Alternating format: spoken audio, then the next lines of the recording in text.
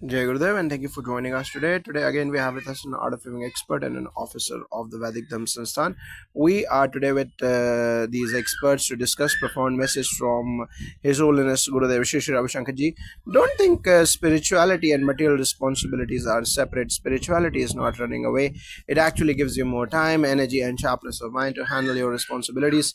So, along with his recent visit to Albrecht, New Mexico, where he was warmly welcomed by Mayor Tim Keller, let's begin with the core of Gurudev's message. So, how do you interpret Gurudev's statement about the integration of spirituality and material life? Yes, Gurudev's statement is both timeless and timely. In today's fast paced world, people often see spirituality as an escape, something for old age or monks, but Gurudev is breaking that illusion. He is reminding us that spirituality is not about renunciation, but about integration. When we meditate, do Sudarshan Kriya, or follow a spiritual discipline, our nervous system gets strengthened, our mind becomes sharp, and our emotions get balanced. This gives us more time through better focus, more energy through inner calm, and more clarity to take sound decisions in the material world, whether we are running a company or raising a family. So, how does the Vedic tradition support this non dual view between spiritual and worldly duties? Indeed, the Vedas and Upanishads never divorce spiritual sadhana from worldly karma.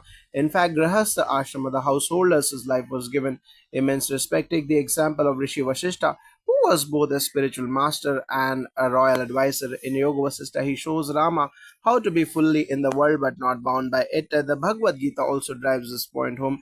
Lord Krishna didn't ask Arjuna to run from war but to fight with wisdom. Gurudev's teachings are a contemporary echo of this ancient wisdom, showing how breath, mantra, dhyana, and devotion enhance our worldly competence, not hinder it. So, how does this message reflect in Gurudev's work globally, especially in cities like Albrecht? That's a beautiful question. Albrecht is known as a land of enchantment. Gurdev's visit turned that enchantment inward, reminding people of the inner light. His programs have helped thousands there, from schools to trauma relief workshops to youth empowerment, and Mayor Tim Keller welcoming Gurudev shows how even civic leadership is embracing this union of inner peace and outer action. The recognition given to the art of living was not just ceremonial, it was an acknowledgement that consciousness is central to governance, wellness, and social harmony. Gurudev bridges the ancient and the modern effortlessly. Now, how do you view the role of government and community leaders in honoring spiritual leaders like Gurudev?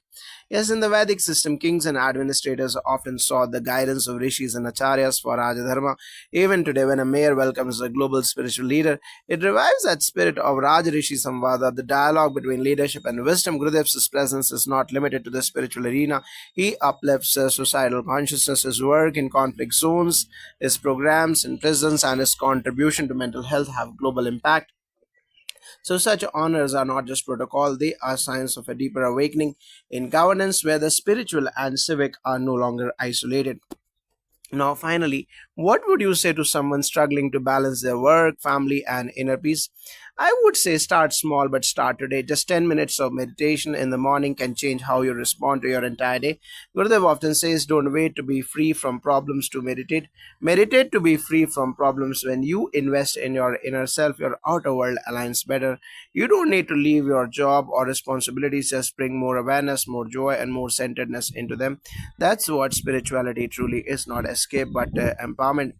Thank you for shedding light on Gurudev's powerful message and his inspiring visit to Alberic. As we see, the bridge between ancient wisdom and modern life is not only possible, it's necessary. Through Gurudev's presence and the teachings of the art of living and Vedic Dhamma and Sun, we are being reminded that true fulfillment comes not by choosing between the world and the spirit, but by harmonizing both. Jai Gurudev.